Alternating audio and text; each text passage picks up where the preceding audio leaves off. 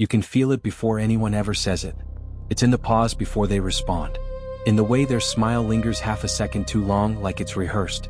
In the way conversations with you start open and slowly close. No confrontation. No argument. No explanation. Just distance. People don't slam doors in your face. They quietly stop opening them. And the most unsettling part? You didn't do anything obviously wrong. You didn't insult them. You didn't betray them. You didn't manipulate them. You didn't attack their character. You simply existed. You showed up calm, observant, self-aware, careful with your words, intentional with your presence. And somehow, that became the problem. You've spent years trying to understand this pattern. You replay conversations in your head at night. You search for microscopic mistakes. You analyze tone, timing, body language, silences. You ask yourself, what did I say wrong? What did I do wrong? What about me makes people pull away? Eventually, you stop asking what you did, and you start wondering if something is fundamentally wrong with you. But here is the truth most people never discover. People don't secretly dislike you because you are cruel. They don't secretly dislike you because you are toxic. They don't secretly dislike you because you are defective. People secretly dislike you because you see too clearly. Because you notice what others work tirelessly to avoid noticing about themselves. Because the version of you that learned to survive by becoming hyper-aware now walks through the world like a mirror nobody asked to stand in front of. And mirrors are uncomfortable. Not because they lie, but because they tell the truth without speaking. You don't expose people with accusations. You expose people with presence. You don't confront. You don't interrogate. You don't demand explanations. You simply exist in a way that quietly highlights what is real and what is not. And in a world built on performance, reality feels like an attack. The paradox is cruel. The very trait that once protected you now isolates you. Your awareness kept you safe once. It taught you how to read rooms before danger arrived, how to sense emotional weather before storms broke, how to adjust yourself before anyone had the chance to hurt you. Your nervous system learned patterns. It learned the difference between a genuine smile and a forced one. It learned how tension sits in shoulders. It learned how resentment hides in jokes. It learned how abandonment announces itself long before it happens. So you adapted, not by becoming loud, not by becoming dominant, not by becoming aggressive. You adapted by becoming perceptive. You became someone who watches first, listens longer, speaks slower. You became someone who feels beneath what is being said. And that level of perception doesn't turn off. It becomes identity. You don't think of yourself as hyper-aware. You think of yourself as normal. But what you call normal is actually a nervous system shaped by unpredictability. Somewhere early in your life, you learned a silent equation. Understanding others equals staying safe. So you studied people. Not consciously. Not academically. Instinctively. You watched how moods changed. You watched how love became conditional. You watched how silence was used as punishment. You watched how approval had to be earned. So you became very good at not causing ripples. Very good at anticipating needs. Very good at managing emotional space. This is called hypervigilance. But that word doesn't capture the full weight of it. Hypervigilance is not simply being alert. It is living with an internal radar that never powers down. It is a nervous system that treats emotional shifts the same way a soldier treats movement in enemy territory. Not because the world is always dangerous, but because at one point it was. Over time, hypervigilance evolves into something more complex. You don't just monitor danger, you monitor meaning. You start modeling other people's inner worlds. You sense what they are afraid of. You sense what they are hiding. You sense what they don't want to admit even to themselves. You don't need confessions. You don't need proof. You feel it. And that ability becomes refined. You notice contradictions. You notice when words and energy don't match. You notice when someone is playing a role instead of being real. You notice when laughter is armor. You notice when confidence is compensation. You notice when kindness is transactional. You don't announce these observations. You don't weaponize them. You simply register them. But humans feel when they are being registered. Even if nothing is said. Even if nothing is done. Your presence quietly interrupts people's ability to lie to themselves. And most people rely on self-deception to survive. They rely on stories. I'm a good person. I'm healed. I'm over it. I'm confident. I'm fine. Your nervous system doesn't attack these stories. It just doesn't reinforce them. And that absence is destabilizing. Because many people build relationships not on truth, but on mutual reinforcement of illusion. I won't question your mask if you don't question mine. It's an unspoken social contract. You didn't sign it.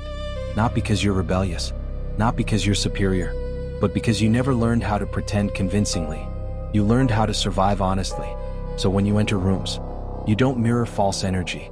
You don't exaggerate yourself. You don't inflate stories. You don't perform charisma. You don't oversell confidence. You show up as you are. Quiet, grounded, measured. And this creates tension. Because next to you, people feel exposed. Not exposed by accusation. Exposed by contrast. Your calm highlights their inner chaos. Your depth highlights their avoidance. Your slowness highlights their impulsivity.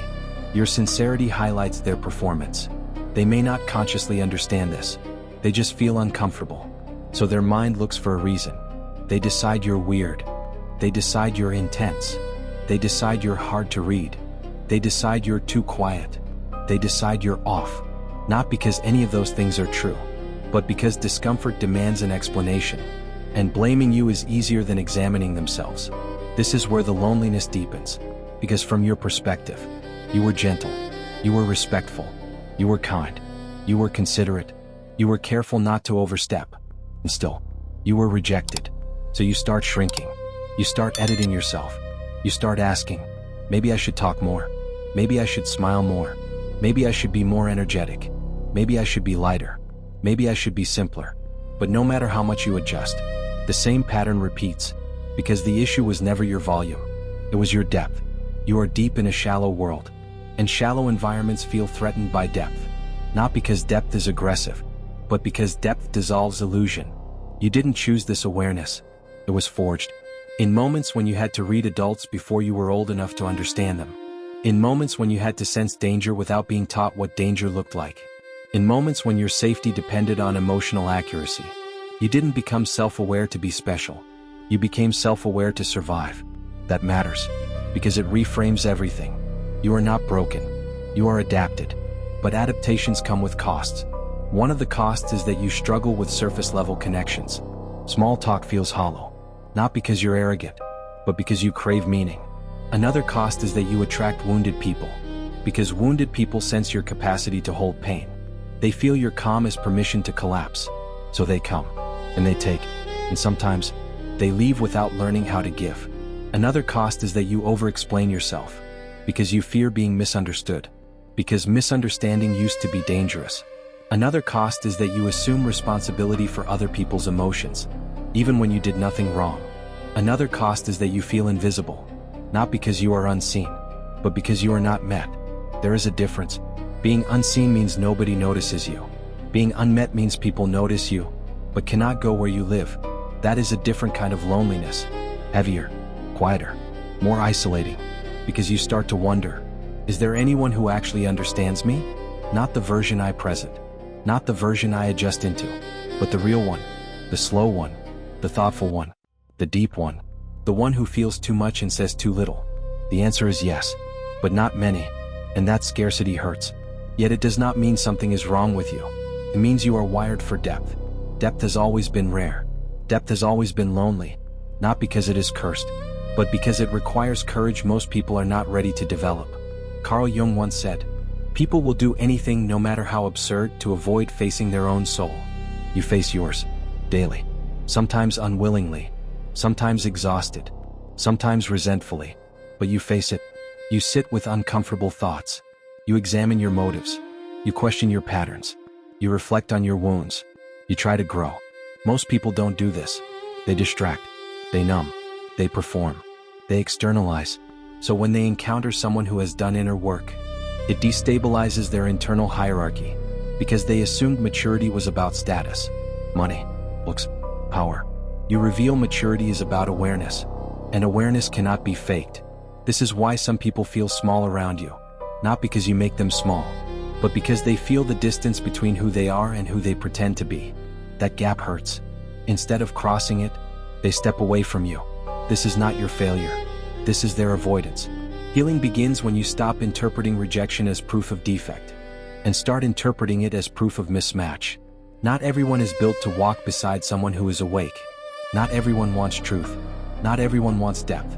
Not everyone wants to know themselves. And that is okay. But it is not your responsibility to lower your consciousness to make others comfortable. You are not here to be digestible. You are not here to be palatable. You are not here to be liked by everyone. You are here to be real. The most important shift you will ever make is internal. You stop asking, "What is wrong with me?" And you start asking, "What happened to me?" What happened was, you learned too early. You felt too deeply. You adapted too well. You survived. Now comes the second phase. Not survival. Living. Living means learning that you no longer need to scan constantly. Living means learning that you no longer need to earn safety. Living means learning that you can rest inside yourself. This is where reparenting begins. You become the presence you needed. You speak to yourself gently. You validate your emotions. You stop shaming your sensitivity. You stop pathologizing your depth. You stop apologizing for existing. You learn to choose people who choose you. You learn to walk away from spaces that require you to shrink. You learn to trust that being misunderstood by many does not invalidate being known by a few. You learn that loneliness does not mean unlovable. It means uncommon. And uncommon things are not designed for mass consumption. They are designed for resonance. One day you will meet someone who does not flinch at your depth. Someone who does not rush your silence. Someone who does not try to fill every pause. Someone who listens. Someone who sees you. Someone who feels like oxygen. And you will realize, you were never too much. You were just too real for environments built on pretense. You do not need to become louder. You do not need to become simpler. You do not need to become harder. You do not need to become colder. You need to become softer with yourself. You need to become more loyal to your nature. You need to protect your depth instead of apologizing for it. You were never meant to be fixed. You were never broken. You were shaped. And now, you get to choose who you become. Not based on fear. Not based on survival. But based on truth. People don't secretly dislike you. They secretly struggle with what your existence awakens inside them. And that was never your burden to carry. You are not here to be liked. You are here to be whole. And wholeness will always be more powerful than approval.